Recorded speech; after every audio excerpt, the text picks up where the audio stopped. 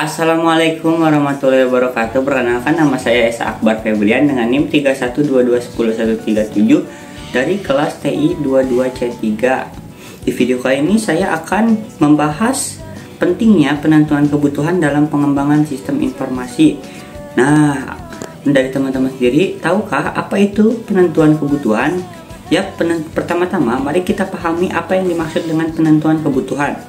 Penentuan kebutuhan adalah proses penting dalam pengembangan sistem informasi yang bertujuan memastikan bahwa solusi yang dihasilkan sesuai dengan apa yang dibutuhkan oleh pengguna dan memenuhi harapan mereka dengan cara yang efektif. Lalu, mengapa penentuan kebutuhan itu penting? Nah, mungkin teman-teman bertanya-tanya nih, mengapa penentuan kebutuhan itu penting?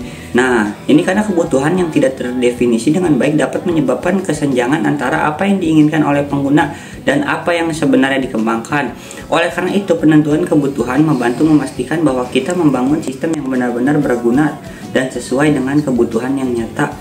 Lalu, untuk langkah-langkah penentuan kebutuhan, ya, sekarang mari kita lihat langkah-langkah dalam proses penentuan kebutuhan informasi. Yang pertama itu ada yang namanya identifikasi stakeholder.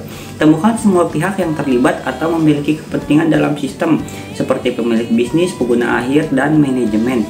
Jadi, identifikasi stakeholder ini kayak teman-teman itu harus mencari pihak yang terlibat dalam proses pembuatan atau kepentingan, ya pokoknya yang berperan penting dalam sistem gitu. Ya kayak contoh pemilik bisnis, pengguna akhir, atau seperti bagian di manajemen. Lalu untuk yang kedua itu adalah pengumpulan informasi. Kumpulkan data tentang kebutuhan dan proses bisnis saat ini melalui wawancara, observasi, dan dokumentasi. Jadi untuk langkah-langkah penentuan sistem yang kedua, kebutuhan yang kedua adalah pengumpulan informasi. Jadi teman-teman mengumpulkan data nih tentang kebutuhan dan proses apa aja yang dilalui sama sistem tersebut gitu, seperti wawancara, observasi, atau dokumentasi gitu. Bisa menggunakan wawancara, observasi, dan dokumentasi. Lalu untuk yang ketiga adalah analisis lingkungan kerja. Pahami lingkungan kerja di mana sistem akan beroperasi, termasuk kebijakan dan prosedur yang ada. Jadi teman-teman itu harus memahami nih lingkungan lingkungan kerja sistem yang bakal beroperasi. Nah, untuk metode dan teknik analisa kebutuhan, ada banyak sebenarnya metode teknik yang dapat digunakan untuk menganalisis kebutuhan sistem, seperti wawancara, observasi, studi dokumen, dan lainnya. Pengguna kombinasi metode ini membantu kita memperoleh pemahaman yang komprehensif tentang kebutuhan pengguna dan proses yang terlibat. Metode dan teknik menganalisis kebutuhan sistem. Dalam proses penentuan kebutuhan sistem, kita menggunakan berbagai metode dan teknik untuk mengumpulkan informasi yang diperlukan. Berikut adalah contohnya. Yang pertama, teman-teman harus wawancara. Nah, teman-teman harus melakukan wawancara dengan para pemangku kepentingan dan pengguna sistem untuk memahami kebutuhan tersebut, masalah yang dihadapi, dan harapan mereka terhadap sistem baru gitu.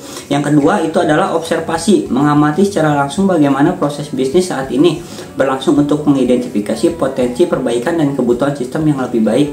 Nomor 3 adalah studi dokumen, mengumpulkan dan menganalisis dokumen yang terkait dengan proses bisnis seperti laporan, kebijakan, dan prosedur yang ada.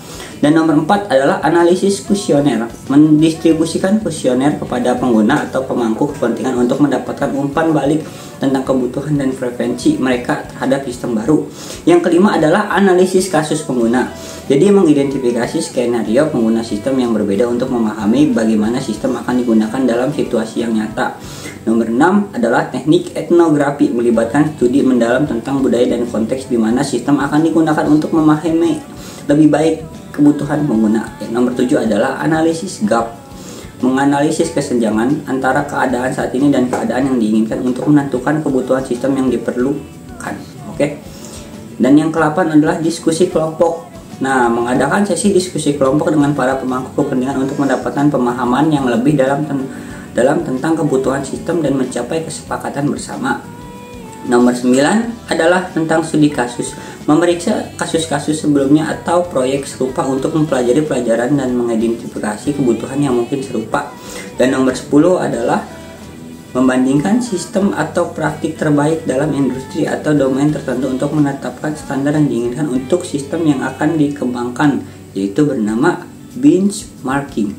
Oke. Dan yang untuk Untuk yang ke-11 adalah workshop, mengadakan sesi kerja bersama dengan para pemangku kepentingan untuk merancang bersama kebutuhan sistem dan menyelesaikan masalah.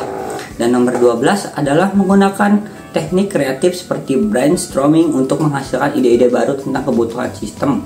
Nomor 13 adalah prototyping, membangun prototyping awal sistem untuk memberikan gambaran nyata tentang fitur-fitur yang diinginkan dan memvalidasi kebutuhan dengan pengguna.